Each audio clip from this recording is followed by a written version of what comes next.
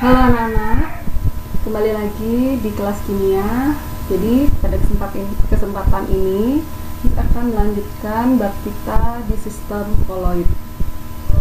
Jadi mungkin kalian mendengar kata sistem koloid ini baru-baru ini ya.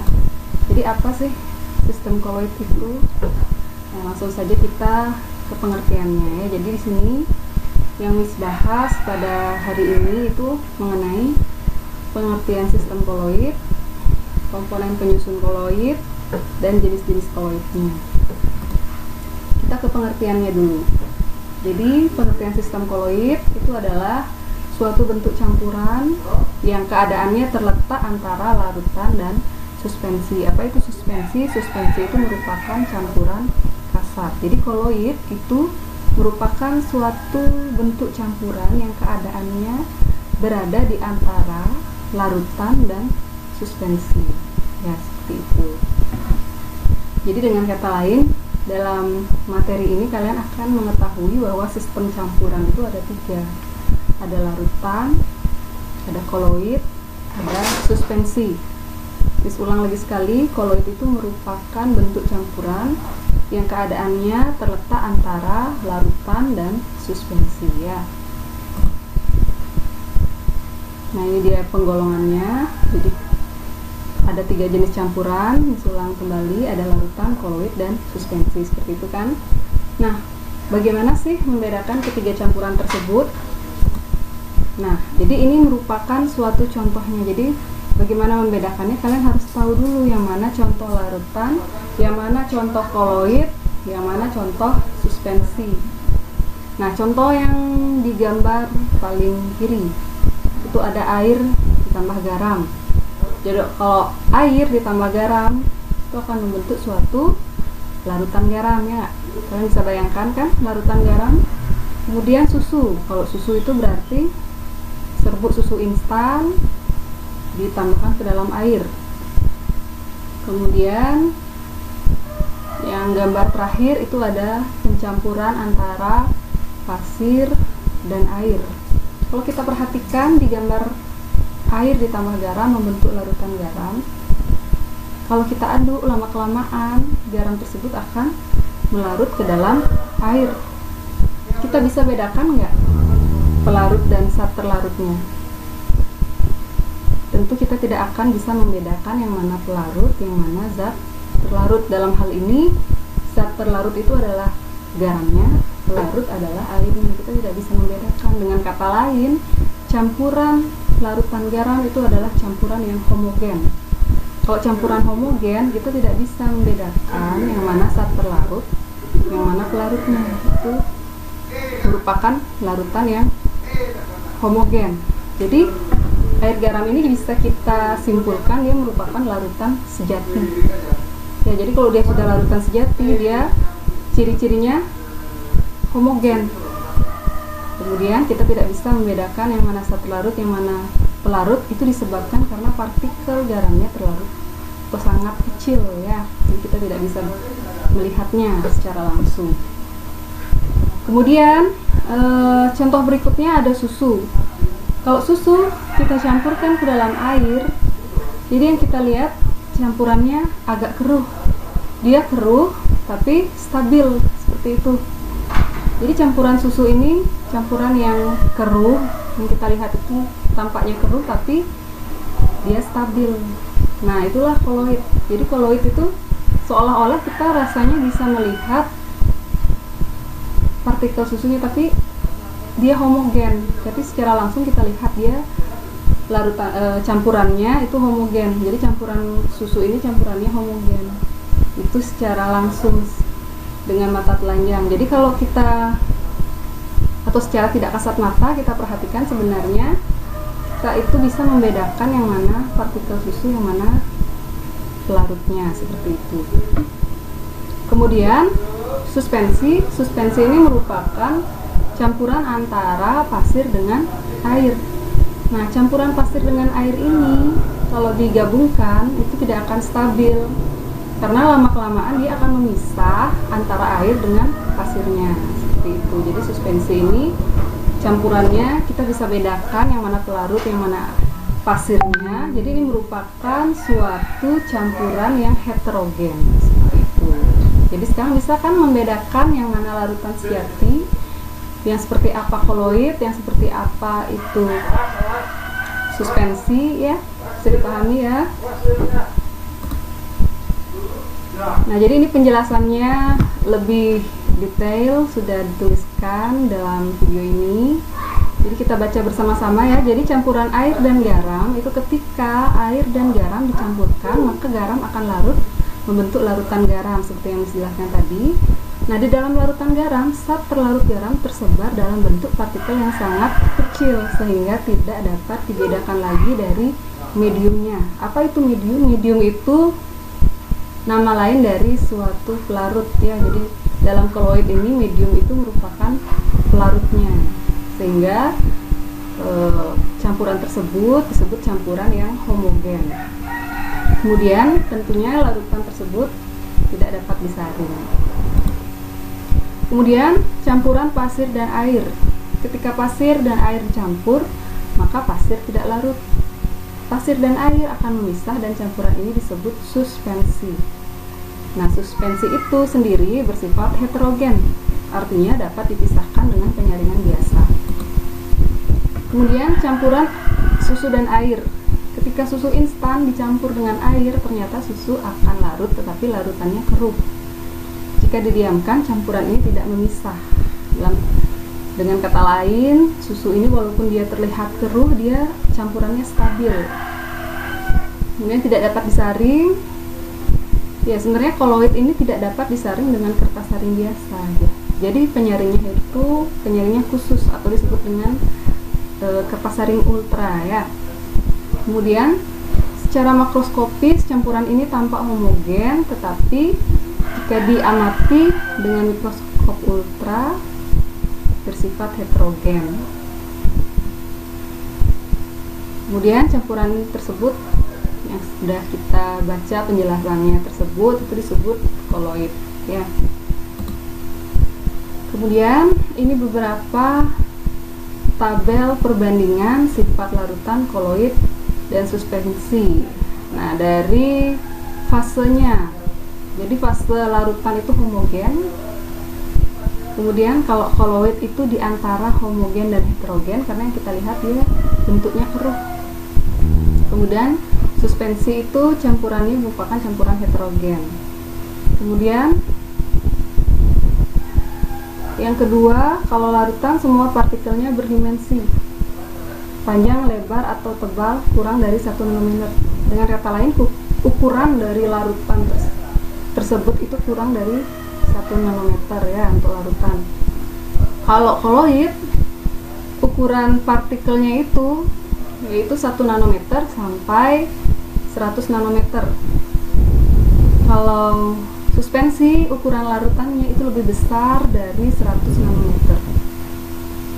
Kemudian dari wujud larutannya itu, jadi kalau dari kita lihat dari sistem campurannya itu, yang kita lihat hanya satu fase. Kalau koloid ada 2 fase karena dia keruh. Kalau suspensi juga 2 fase. Kita bisa bedakan yang mana pelarutnya, yang mana seterlarutnya. Larutan sifatnya stabil. Kalau koloid pada umumnya stabil. Sebagian besar sistem koloid itu stabil. Suspensi tidak stabil ya, karena sistem campurannya akan memisah.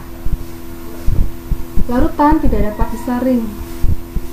Kalau koloid itu juga tidak dapat disaring dengan kertas saring biasa kecuali dengan penyaringan ultra. Kemudian kalau suspensi dapat disaring dengan kertas saring biasa.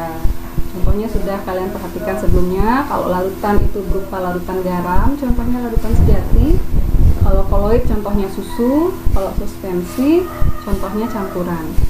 Contohnya campuran pasir dan air. Nah, langsung saja ke topik berikutnya, komponen penyusun koloid. Kalau sebelumnya di pelajaran kita mengenal bahwa campuran itu ada pelarut, ada zat terlarut. Kalau di koloid itu campuran komponen penyusunnya ada fase terdispersi, ada fase pendispersi atau bisa disebut juga sebagai medium dispersi. Nah, fase dispersi ini merupakan zat terlarut. Jadi fase terdispersi yang dimaksud di sini dalam koloid itu adalah zat terlarutnya. Kemudian kalau fase pendispersi berarti kata lain untuk dari pelarutnya itu sendiri. Jadi dalam koloid yang kita bisa perhatikan hanya mediumnya, hanya pelarutnya. Kita tidak bisa mengamati yang namanya fase terdispersinya atau zat terlarutnya seperti itu. Jadi bisa ya membedakan fase terdispersi dan medium dispersinya. Jadi kalau fase terdispersi adalah zat terlarutnya, medium pendispersi adalah pelarutnya ya. Pelarutnya itu sendiri, oke? Lanjut saja ke jenis-jenis koloid ya. Kalau kita totalkan sebenarnya jenis-jenis koloid itu ada 8. Ya di sini secara disederhanakan ada 5 yang kalian lihat ya. Jadi ada gel, ada aerosol. Aerosol itu dibagi menjadi 2. Ada aerosol cair, ada aerosol padat. Sol juga dibagi 2, ada sol cair, ada sol padat. Kemudian ada jenis koloid emulsi. Kemudian ada jenis koloid buih atau busa. Jadi buih atau busa ini juga ada 2, ada buih cair, ada buih padat. Pertama-tama kita mulai dari aerosol. Jadi aerosol itu merupakan sistem koloid dari partikel padat atau cair yang terdispersi dalam gas. Jadi kalau kita baca sistem koloid dari partikel padat atau cair yang terdispersi dalam gas. Jadi aerosol ini terdispersinya bisa padat, bisa cair. Mediumnya adalah gas. Jadi di dalam gas. Jadi di dalam gas artinya gas ini sebagai medium pendispersinya. Nah, zat terdispersinya itu bisa padat, bisa cair. Kalau zat terdispersinya padat di dalam gas itu disebut sebagai aerosol padat. Kemudian kalau fase terdispersinya itu cair di dalam medium gas itu disebut sebagai aerosol cair. Ya, di sini contohnya aerosol padat itu adalah asap. Contoh lainnya misalnya debu ya. Jadi kita lihat secara langsung kalau kita melihat asap itu berupa gas, padahal di dalam gas itu ada padatan ya.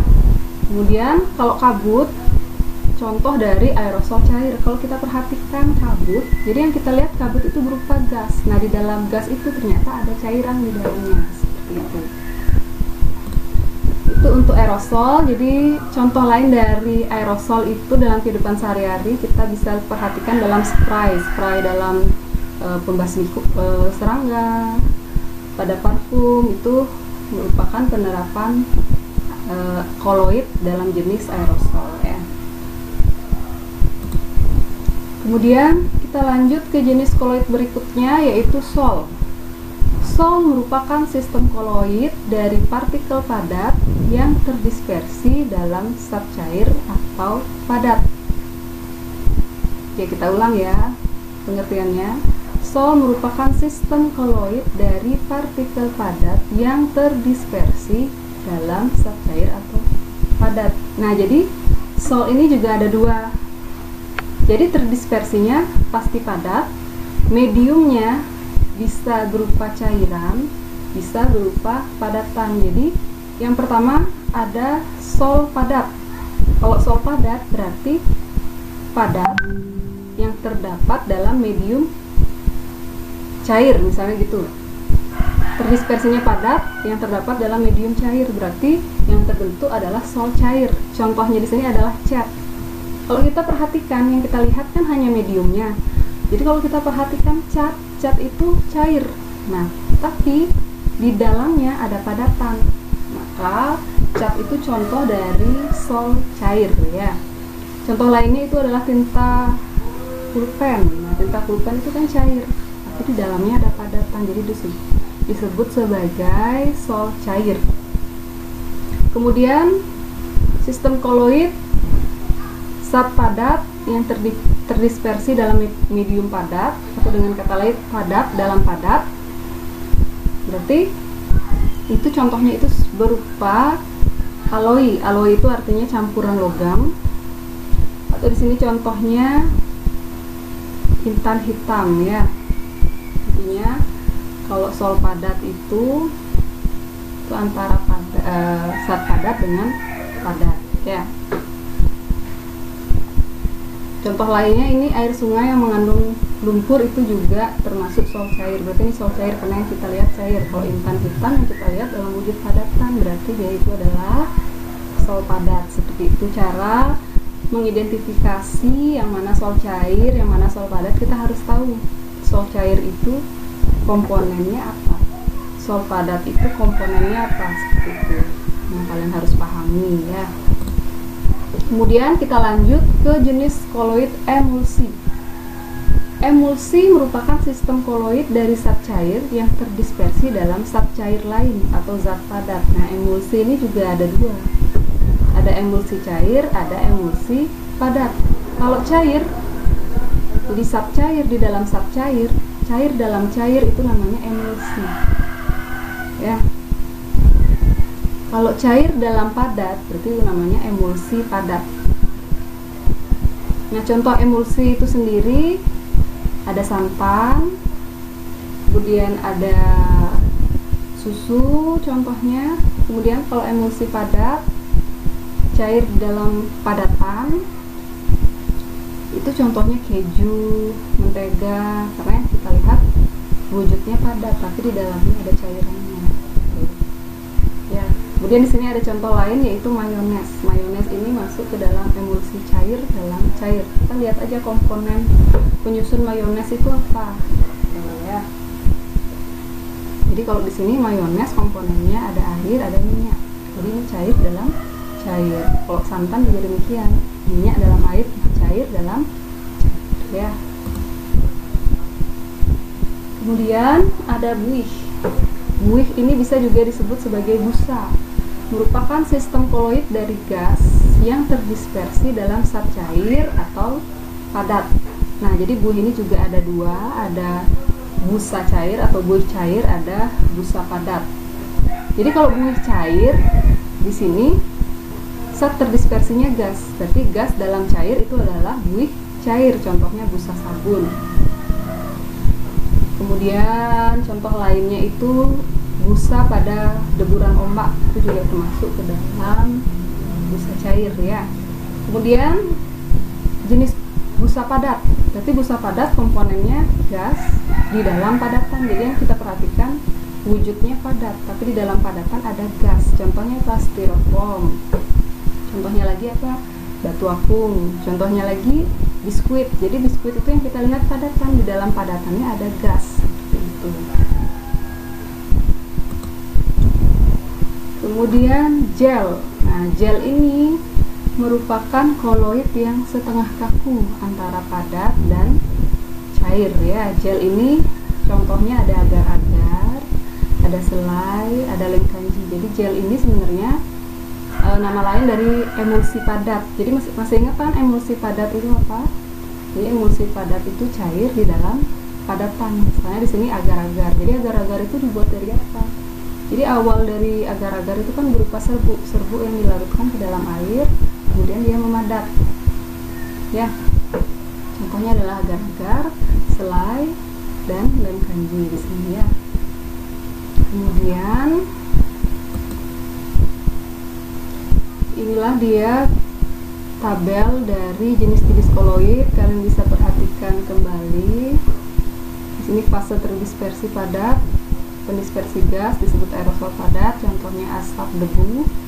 Kemudian fase terdispersinya padat dalam cair itu adalah sol. Sol itu bisa sol emas, sol belerang, tinta, cat. Seperti yang dijelaskan tadi, kita simpulkan sama-sama ya. Jadi koloid yang ketiga ada padat dalam padat, disebut sol padat. Itu contohnya gelas berwarna, intan hitam, paduan logam atau disebut aloi. Kemudian jenis koloid keempat ada cair di dalam gas, itu adalah aerosol cair, contohnya kabut, awan. Kemudian jenis koloid kelima cair dalam cair, itu disebut dengan emulsi, contohnya susu, santan, minyak ikan. Kemudian cair dalam padat itu disebut emulsi padat, contohnya jeli, mutiara, Kemudian gas dalam cair, itu disebut busa cair atau buih. Contohnya adalah buih sabun, krim kocok. Kemudian gas dalam padat atau busa padat atau buih padat, itu contohnya ada karet busa, styrofoam, batu apung ya. Itulah dia topik yang sudah disampaikan. Semoga kalian paham. Ya, sampai di sini dulu dan terima kasih.